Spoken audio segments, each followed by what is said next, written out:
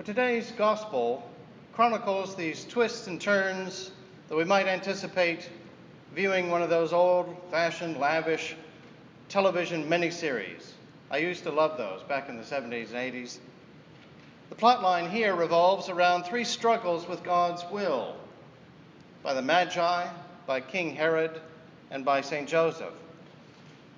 As St. Matthew unfolds his gospel account, he hits many times upon the idea, the theme, that all of this, however bizarre or strange it may seem, is in fact an unfolding of God's plan. Much of it, in fact, foretold long ago in the prophets. As we talked about in Advent, reading through his gospel is somewhat like reading through an annotated index of Old Testament prophecy. Matthew stops many times in his gospel narrative to give us little notes like, this happened to fulfill what was spoken by the prophet so-and-so who wrote such and such. It's a valuable, instructive lesson in the providence of God. It seems to me, more often than not, when you really get down to it, that those who most strongly disbelieve in the idea that God has a plan for their lives are also the most afraid of what God's plan might be. In about 6 BC, the Magi from the east saw this astronomical sign that they were looking for. We don't know what it was, really, though perhaps it was more an inner light of grace, welcomed in prayer, that helped them recognize that this, in fact, was the sign that they had been looking for. These visitors come and they kneel with humility and grace before a scene that to us, to any common observer, would seem like just vulnerability and poverty.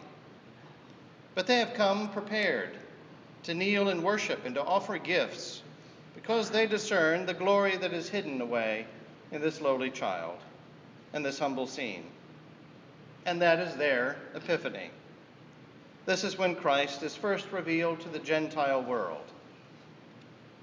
And then the plot line turns around a new character in the story, King Herod. And unlike the trusting and faithful and wise Gentile seekers from the east, this wicked puppet king is terrified of the idea of God's providence. The characterization we get in the ancient Jewish historian Josephus, and of all the other writers of antiquity who mention him, is that Herod is a base character who was insecure in his role as king and paranoid that someone, anyone, might usurp his throne. Herod was appointed king of the Jews by the Roman Empire, and as an imperial puppet, he was charged with enforcing Roman rule locally. Although he probably cared nothing for religion, he rebuilt the Jerusalem temple with more magnificence and glory than King Solomon first did, just to really buy the love of his people. But they weren't fooled. Scarcely a day passed when there was not an execution under Herod's regime. Herod killed 2 of his brothers-in-law, his wife Miriamne, and 2 of his own sons to ward off possible threats to his throne. It's no wonder then that he would slaughter innocent children in Bethlehem to try to thwart the rise of a future king.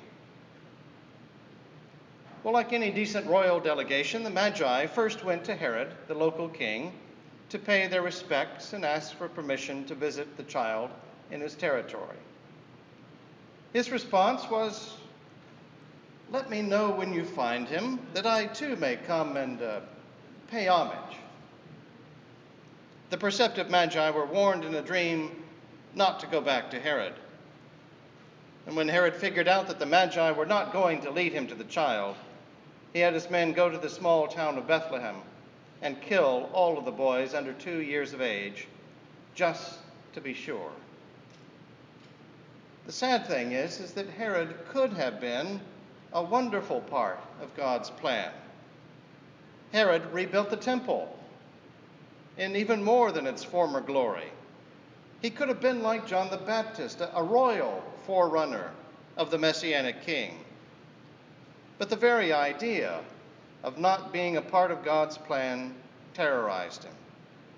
The very idea of it not being all about me was too much for Herod to handle. And then the story turns around a third character, St. Joseph, the foster father of Jesus. And Joseph seems to be acutely aware and open to his role in the unfolding of God's plan. He seems to be especially attuned to the Lord's guidance through dreams. Dreams are mentioned again and again.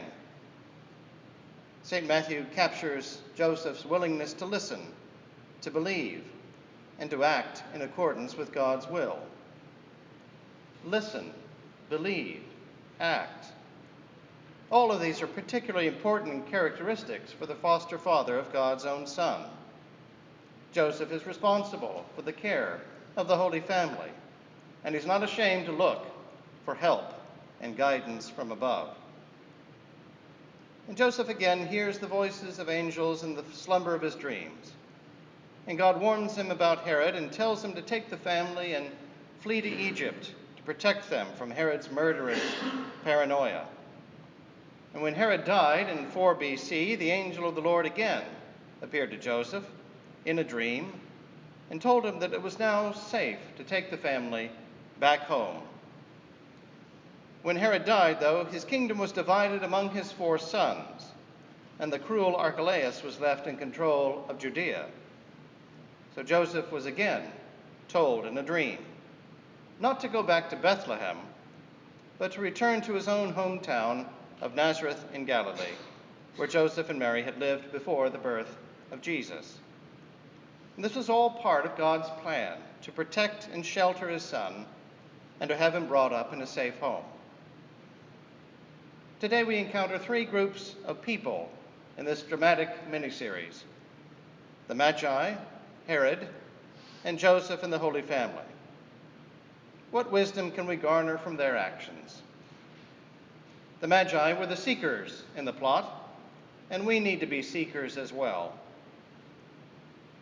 God will be there when we draw near to him and fall down and worship him. When we search for God, he lets himself be found. Herod is a reminder that we cannot outsmart or outwit the Lord. Being a part of God's plan is always wise. Trying to thwart it is always folly. And Joseph and his Holy Family remind us of the reason for the season. This holy sanctuary of marriage, of family, and of home that harbors the hope of salvation for all the world. In the name of the Father, and of the Son, and of the Holy Ghost. Amen. Amen.